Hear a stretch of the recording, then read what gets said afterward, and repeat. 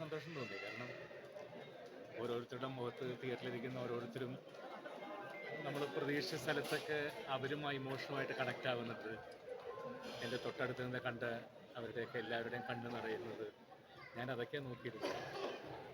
പിന്നെ എവിടെ നമുക്ക് കൈയടിക്കണം തോന്നുന്ന സ്ഥലത്ത് കൈയടിക്കുകയും,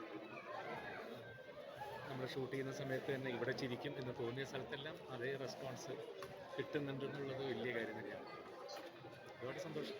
ഇന്ന് കണ്ടതെല്ലാവരും ഒരു കുടുംബ പ്രേക്ഷകരാണ്.